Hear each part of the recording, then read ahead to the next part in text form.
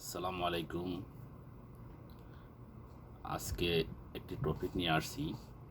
টপিকটা হচ্ছে যে এখন অনেকে আসতে চান নতুন করে সৌদি আরবে, বিশেষ করে সৌদি আরবে যারা আসতে চান।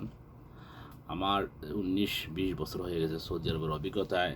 আমি যতটুকু জানতে পারি বা আমার যতটুকু জ্ঞানে আসে, তাই আপনাদের সামনে আজকে আমি শেয়ার করব।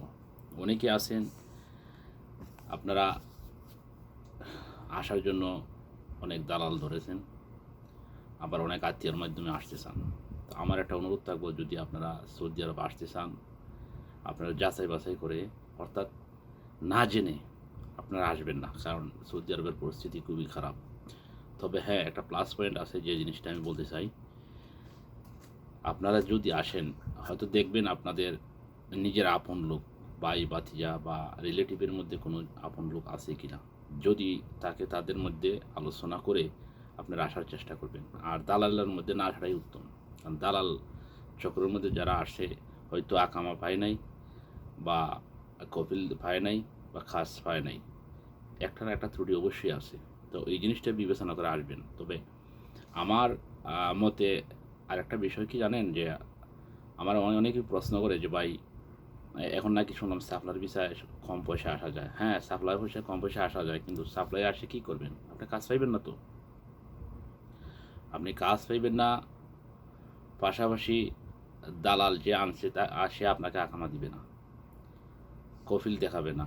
বেতনের ক্ষেত্রে অনেক ত্রুটি থাকে। যেমন যদি আপনাকে বলে যে 1500 বেতন, সেখানে হয়তো আপনাকে 1000 দিবে, তাও 3 মাস পরে দিবে। এক্ষেত্রে আমার মনে হয় সাপ্লাই কমিতে না আসাই ভালো।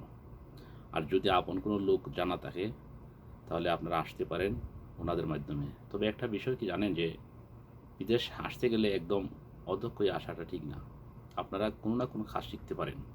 তো আমি যদি বলি যে আপনারা কী কাজ শিখে আসবেন, হ্যাঁ, আমার দৃষ্টিকোণ থেকে আমি যদি আপনাকে বলি, আমি কয়েকটা কাজের কথা উল্লেখ করতে পারি। যেমন আপনারা ইলেকট্রিক্যালের কাজ শিখতে পারেন, পাশাপাশি যে মোটর, পাম্প মোটর, যে মোটর যে আপনার ইলেকট্রিক মোটরের কাজটা শিখতে পারেন, বা হোটেলের কাজ শিখতে পারেন।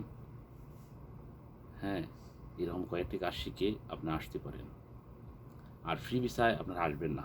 আর ফ্রি ভিসায় এসে আপনি কী করবেন, যদি কোনো কাজ নেই, জানা না থাকে, তাহলে আইসাতে কোনো লাভ নাই। তো এই দিক দিয়ে আমি মনে করবো যে না আসাটাই ভালো। তবে কাজ শিখে আপন মানুষের মধ্যে দিয়ে আসলে উত্তম।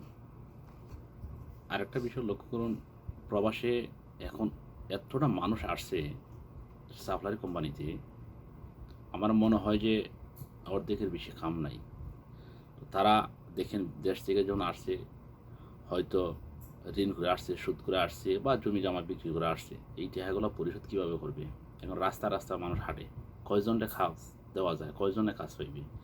তো এই দৃষ্টিকোণ থেকে আপনারা অবশ্যই সচেতন হয়ে আসবেন। ইনশাল্লাহ আশা রাখি আপনারা কোনো না কোনো একটা কাজ করতে পারবেন, এবং উপার্জিত টাকা দেশে পাঠিয়ে সংসারটা একটু সচলভাবে গড়ে তুলতে পারবেন। ধন্যবাদ। আমার এই ভিডিওটা যদি ভালো লাগে, অবশ্যই আমার চ্যানেলটি সাবস্ক্রাইব করবেন। আপনাদের কাছে আমার এটি অনুরোধ। ওকে, আসসালামু আলাইকুম।